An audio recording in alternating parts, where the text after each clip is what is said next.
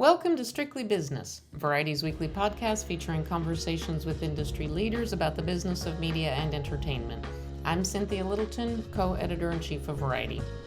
Today my guests are definitely industry leaders in TV.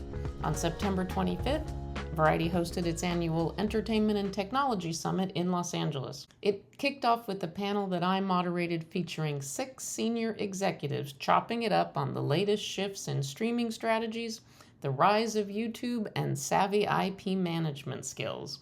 The session features Allison Hoffman of Starz, Lisa Katz of NBC Universal, Laura Lancaster of Amazon MGM Studios, Brett Paul of Warner Brothers Television Group, Catherine Pope of Sony Pictures Television, and Michael Thorne of Fox Entertainment.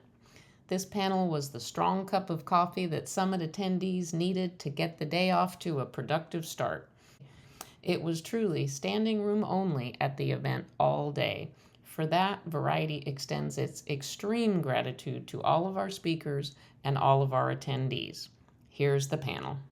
Good morning, everyone. Thank you so much for coming bright and early and filling this room. We are so stoked to be here. Thank you to our panelists. Look at all these high achievers getting here. First thing in the morning, we are going to sort out streaming. We're going to fix it. We're going to fix all the monetization issues here in 40 minutes. This is a great panel because these folks all have had a lot of experience getting through, difficult times, sometimes from different sides of the table, from different sides of the network or studio. And right now, all that experience, all that camaraderie and goodwill is more important than ever because, we keep saying it, but it keeps being true that the industry is turning itself inside out in terms of business models, exhibition. We gave you a little bit of homework in terms of things to talk about, but I throw it out to you in terms of in the last, say, 12 months, how would you say the honed focus on streaming across the industry is changing your business and the way you work? I throw it out to anybody as a jump ball. Catherine, you're nodding your head. Sure, I'll jump in.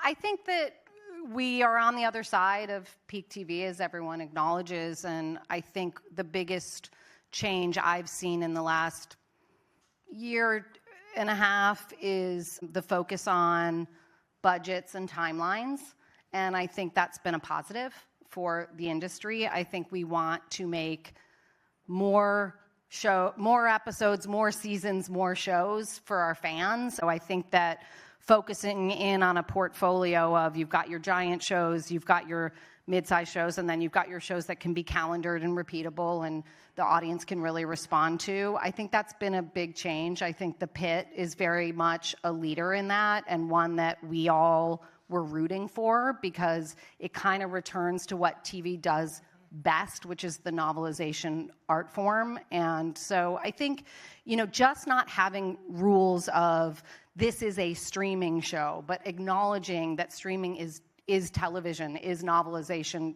storytelling has been, I think, the biggest change. Thank you, Catherine. And while I was so busy telling everybody how these folks have worked together, I forgot to introduce them. Catherine Pope, president of Sony Pictures TV. Thank you for taking that jump ball. Right next to me here, Brett Paul, president of Warner Brothers Television Group. Next to Brett is Laura Lancaster, head of co-production and ongoing series for Amazon MGM Studios.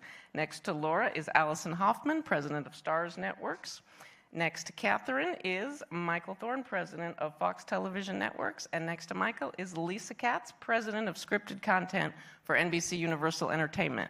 It's okay, you've all had a few more minutes to think now. I would jump in based on the handoff from Catherine regarding The Pit, which we're incredibly proud of, obviously. As you should be. Congratulations. Thank you so much. Congratulations. I mean, it yielded 5 Emmy Awards, and we couldn't be happier. I mean, the thing about that show was, Scott Gemmell and Noah Wyle and John Wells really set out to do something that really hadn't been done yet, in that it sort of ripped some ideas from broadcast in that it was 15 episodes, which enables viewers to really dig into the characters a little bit more.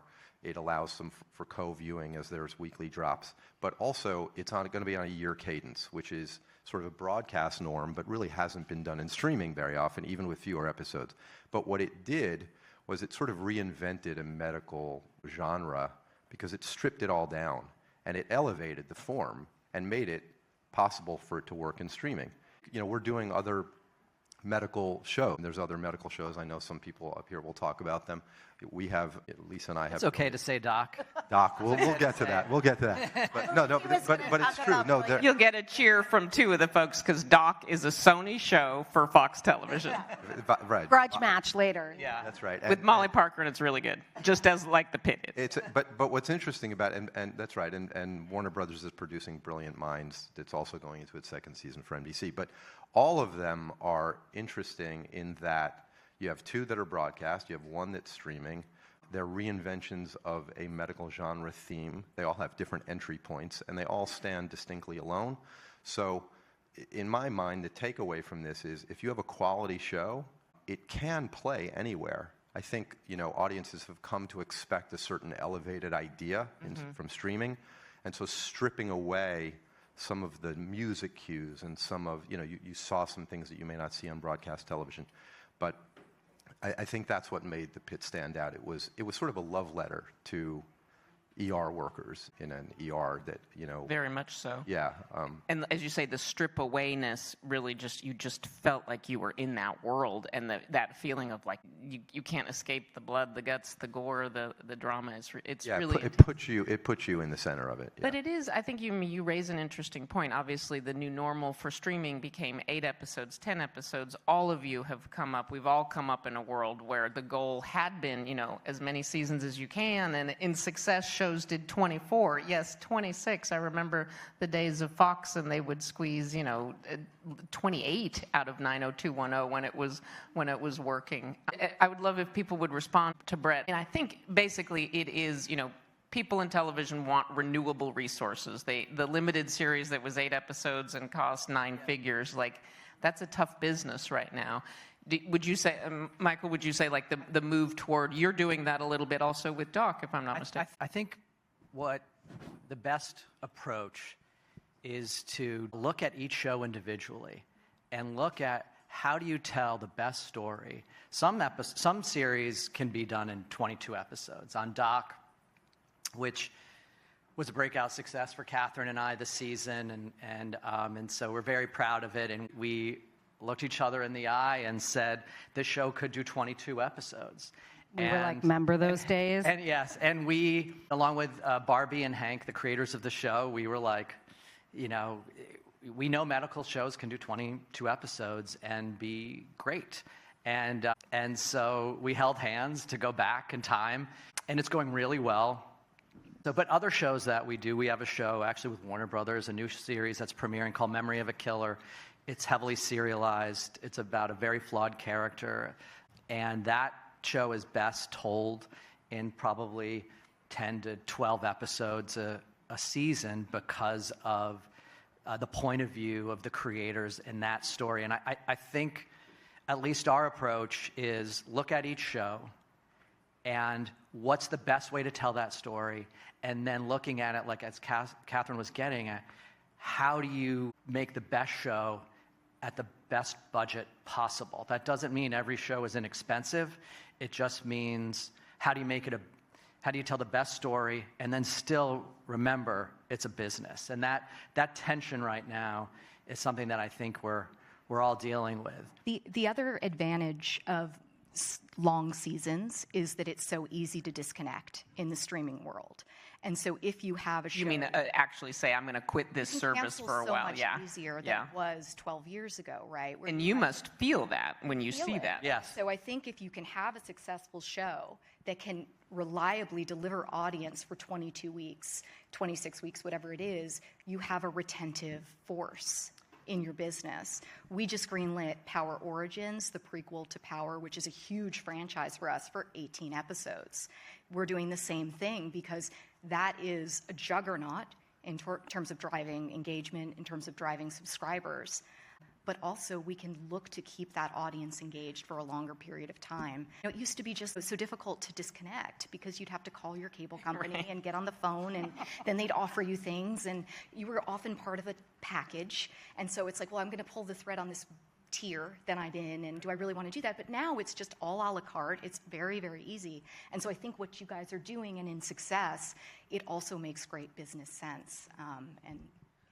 Laura, I'd love your perspective Yep. from the studio side in terms of like when you hear the episode counts are like, are you pumping your fist like this is a good thing, or how do you all from the studio perspective wage that? Same as what I think Michael said. What everybody's saying here is, in many ways, we are. It is a case by case study of what is the right way to tell this story. And for us, where we dove into this a little bit was The Summer I Turned Pretty. And what I found fascinating about the third season of The Summer I Turned Pretty is not only did we expand it to 11 episodes, but we had almost twice as much story and content as the previous season, meaning that all of those episodes were supersized. Many of them were an hour or more.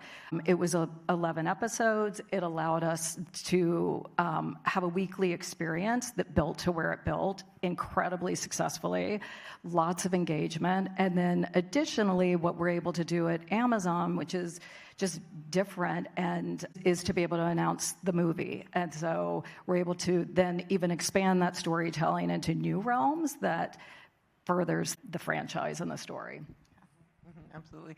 Lisa, there's obviously a lot going on with NBC, and very soon you are going to have the NBA back on your air. Yep. Can you talk about how you are looking at the portfolio programming around that and threading your scripted efforts into that? Yeah, absolutely. I think in thinking about when everyone was talking, it's a portfolio approach. I think you're looking at each show individually and what's, as Michael said, what's best for that show, what's best for the creative, what's best for the audience. And then at the same time, you're also looking at how that works at the larger portfolio. And for us, being an integrated portfolio that has cable, streaming, linear, and also the studios under the same ecosystem and under the same leadership, that enables us to put things in different places. And I think using sports to amplify the audience and using it to bring more people, and there's so many different ways that we can approach it, because we could have a 22-episode Dick Wolf show, or 5 of them that air next day on Peacock, and that continues the engagement for that audience. Similarly, you could have something like The Paper, which just premiered in September and is going to have a run on NBC, where we do that weekly and give the audience a chance. So we're going the opposite way this time. That audience a chance to watch it weekly, more like everybody watching it at the same time, like the olden days when The Office first premiered 20 years ago on NBC. And then sometimes that doesn't make sense for a show, so you're looking at something that's exclusively Peacock. So that might be Ted, which we're going to have season 2 coming in 26, and that was our biggest original streaming show.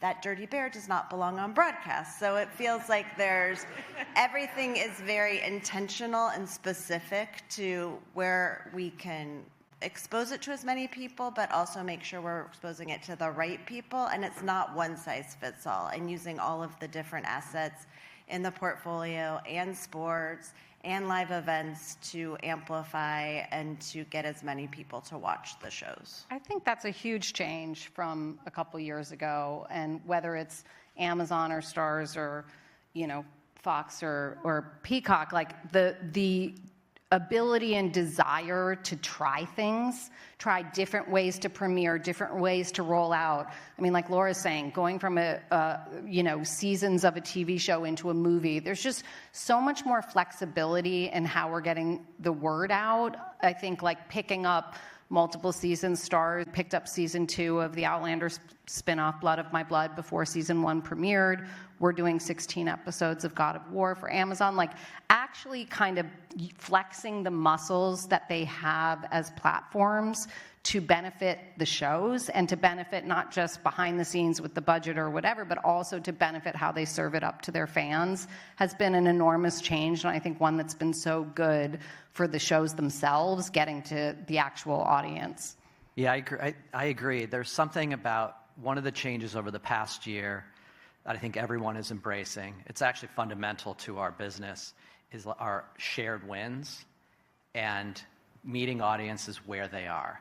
So for us, it's similar in some ways to the way Lisa was talking about, although our ecosystem is different. So for us, we do the same thing where we leverage our linear platform. we get that huge broadcast audience. But then we have our partnership with Hulu and Fox One.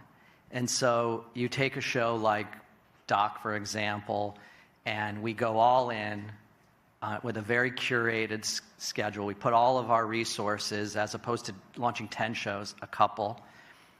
And we get a really meaningful audience there. But then it's also our biggest show on streaming. And then Sony just sold it to Netflix. And so we have season 1 on Netflix. And Number 2. Number 2 on Netflix. that out there. Yeah, we'll see how it goes. We'll see. Watch it. Just And- watch and it, let me, please. let me ask you. Watch it, Yeah, it's so good. But that is like the spirit of that is, that's an example of, I think, on that show, leveraging our programming strengths, and in the case of some, their distribution strengths, in the service of one show. And what we can offer, we have a food brand, the biggest food brand, the biggest animation brand. And so when we partner with Hulu or Fox One, we're able to leverage each other's strengths. And I think you see it in different ways with aggregation and other things like that on other platforms. And so this idea of, instead of a walled garden, that people can win together. More is more. More is more. Yeah. I'd like to chime in on that too. Yeah. I actually love what you guys are saying, because where you started this is there's a lot of integrated companies, and they have these ecosystems. And what I'm really And there's been consolidation that I And there's think has been- forced absolutely. a certain focus on business priorities. right, and I think what you're hearing from Michael is that they're prioritizing the good of the show. So you've got Catherine, who's at Sony, who's licensing Fox and Hulu, runs to get the audience and bring him back for season 2, and that's going to be helped most likely by the show's first season appearing on a completely different system. Right. But let me ask you, Michael, yeah. straight up. Yeah. When Catherine says, hey, we're going to license season 1 to Netflix, is your first reaction, ugh, that's not my network? Or is their first do you want to see the reaction like, emojis? Do you want to see the emojis on our text chain? I mean, I think that this model was proven with Breaking Bad. It was such a lift for it. It's different for probably each platform in each ecosystem.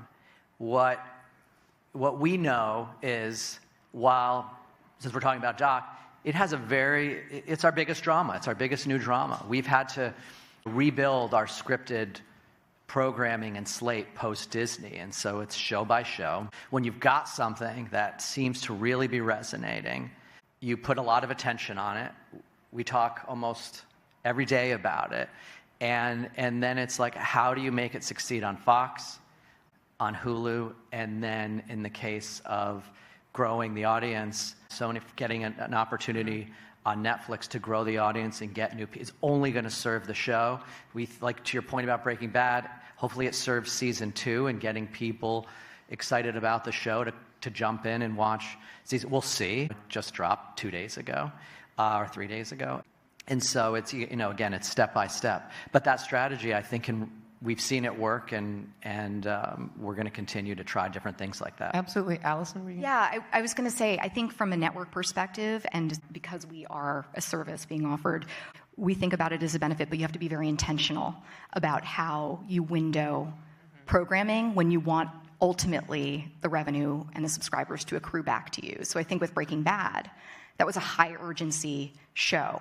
So it could window on Netflix, and then it could drive back to AMC because people were dying to come and see it first, wherever it was. I think, everything we're saying, it depends on the show, right? Sometimes if it's not the right show with the right strategy, you can sort of, I would say from the network perspective, you can lose value and you can sort of lose your edge there. And that's got to be, that's a risky roll of the dice. Oh my God, we could keep going on, but there's a couple of points I really want to hit. One thing we've been reporting on all year is YouTube.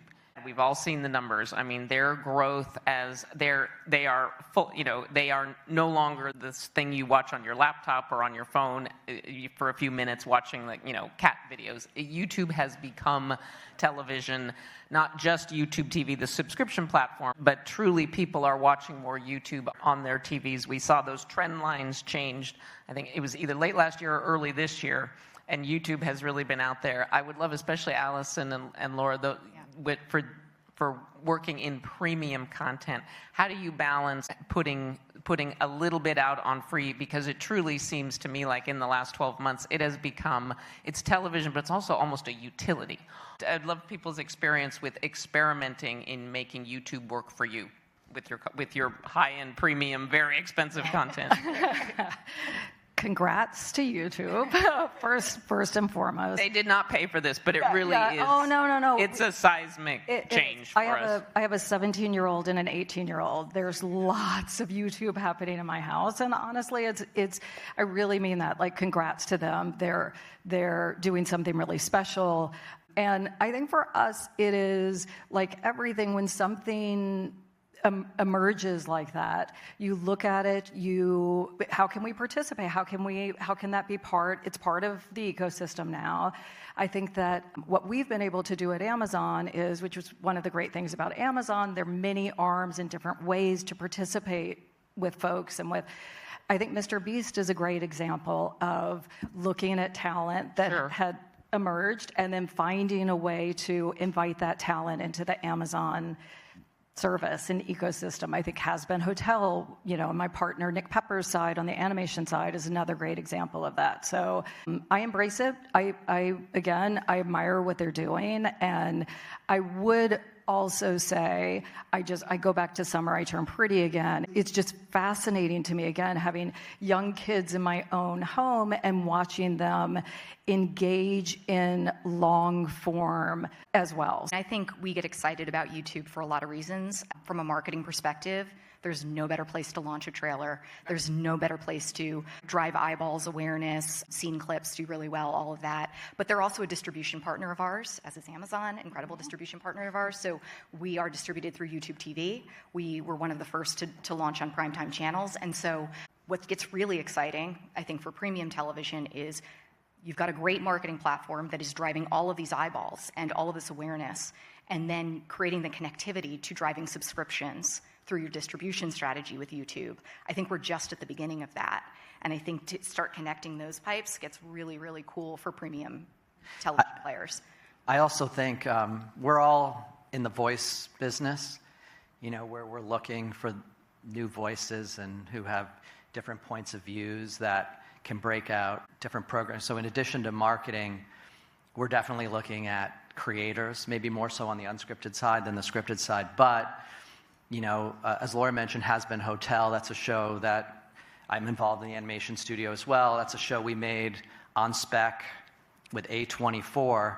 But the reason we made it on spec was because Has Been Hotel existed on YouTube. The creator had over 1 million views on a pilot that she made herself based on characters that existed before she made that pilot. And so these voices they're IP, and they have an audience. And so the question is, how do you leverage their voices in a way that, just like I was saying, we're trying to meet audiences where they are, how do you take those voices and expand their reach and their brand and do things that are a little bit different? Can you incubate? We're certainly looking at potentially incubating new animation voices, potentially some unscripted things, and we're in early stages of what that looks like. But you can't, the marketing for sure, but also there are content opportunities that we're trying to mine and figure out as we speak. And the Has Been Hotel example also goes back to the thing I was saying about being more flexible with your business structures, because she still has her YouTube. It's running on both Amazon and YouTube because that was a part of her creation strategy. And for Amazon to take on a show and still allow it to live, that's again, it's like the strict rules of exclusivity, the strict rules of who's a creator, the gatekeepers, all of those are sort of tumbling in such a wonderful way, I think, and hopefully informing each other. I think there will be many more examples to come in the Has-Been area. It's a great Amazon knocked it out of the park. Yeah, it's an awesome show. I'd add one thing from a studio perspective, which is it's enabled, in addition to marketing and looking for new talent, it's given us an opportunity through marketing to support our platform partners in a way, because we have all of our portfolio of shows up there, and that also supports 100%. what we're doing with our platform partners, which was a unique entry into doing I think that. the broad theme here is make it available wherever somebody might find it, wherever somebody might search for it. I think we all have to remember we're all professionals in this business, but it really does seem like navigation is a challenge. They're not always the same audiences. Like, so often, 100%. the people that watch on NBC are a different audience that are watching on Peacock, are a different audience that may be watching it on Netflix if it's, the studio has sold it there. And sometimes you think it's going to be cannibalized or you're going to somehow fragment the audience, but it always aggregates it and you end up reaching more people, which is not something that I expected. But when you look at it, you're like, oh, we're getting more people and different people to enjoy the show. And it must be exciting to see different demographics pop Absolutely. in different forums. In our waning 8 minutes here, I wanted to talk about another fun topic, IP and IP management. All of you in varying degrees have different archives that you can go to, and we've all seen incredible creative work done about taking a character from this, a theme from that, a cliffhanger from this show 20 years ago. We've seen it work really well. We've seen a lot not work very well. Given all that we've talked about with portfolio and experimentation, you have 100 years of NBC and Universal. Sony is also 100 years. It was a big centennial the last couple of years. Been a lot of centennials. Warner Brothers too. Sam, Harry, Jack, and Abe. I pride myself on knowing the 4 Warner Brothers. But seriously, again, a jump ball to end us here. IP management strategies, how do you think about the wealth that you have in your archive? Starz is a younger channel, but you all have done amazing 3D chess with the Power Universe and building that out, and as well as Outlander. How are you thinking about that differently or strategically in kind of the new era for streaming? It's the show, it's honestly, you can have the most incredible IP in the world, but you have to make it satisfying apart from that IP as a television show. So I think we think about it as, what are the values of this piece of IP, and what are the values we have to keep, and then what's the show? How do we then make that into a television show? And we're lucky to have some incredible PlayStation games. We have Twisted Metal at Peacock, and as I said, we're doing God of War, and we have The Last of Us at HBO.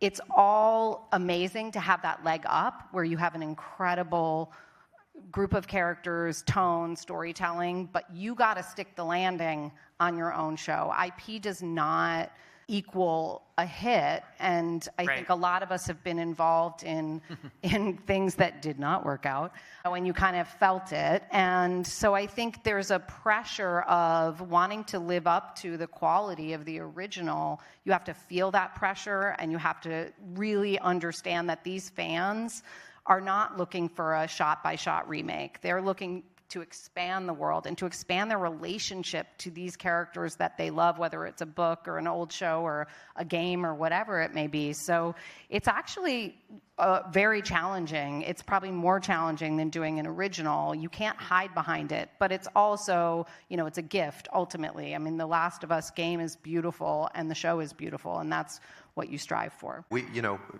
We have a very rich, obviously, library. I think we're protective of it because what you really want to hear is what Catherine's saying, is what's the reinvention, what's the modern, what's the contemporary reason for telling that story. One of my favorites, we obviously did Penguin and we're doing Peacemaker, but one of my favorite examples is our Big Bangiverse, because you've got this multi-camera comedy that launched on CBS, followed by a single-camera comedy in Young Sheldon, followed by a multi-camera comedy, Georgie and Mandy, and now we're about to do a single camera called Stuart Fails to Save the Universe. So, Chuck's been very creative about what he's done with that piece of IP, which is extraordinary because it's not where you'd expect it to go.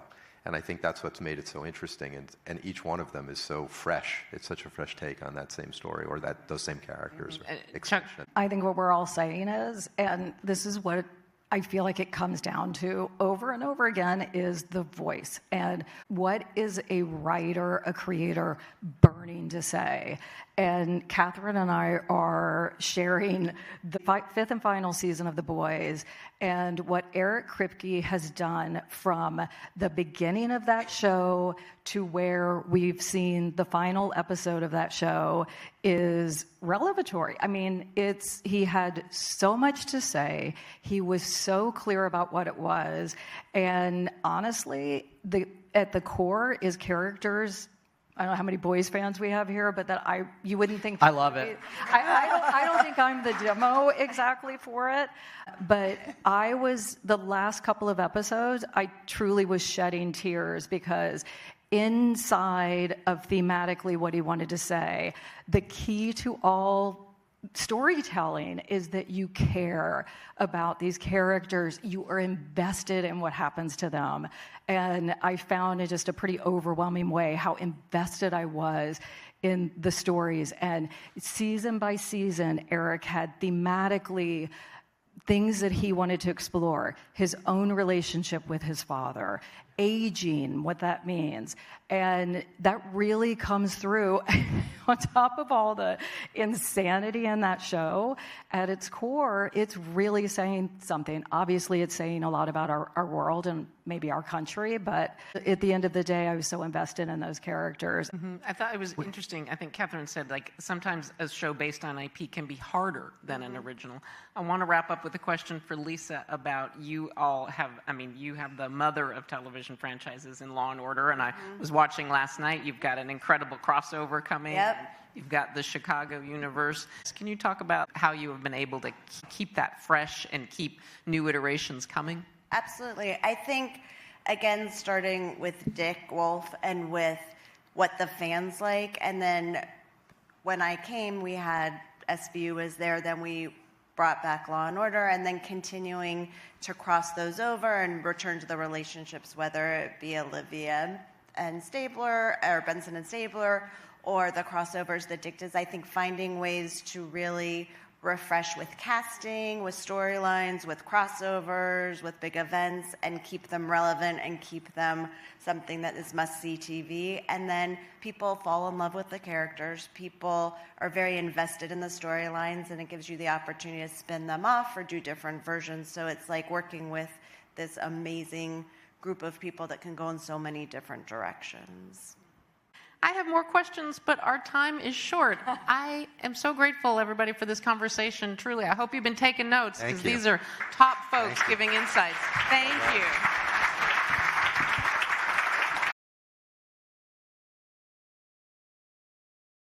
Thanks for listening. Be sure to leave us a review at the podcast platform of your choice. Please go to Variety.com and sign up for the free weekly Strictly Business newsletter. And don't forget to tune in next week for another episode of Strictly Business.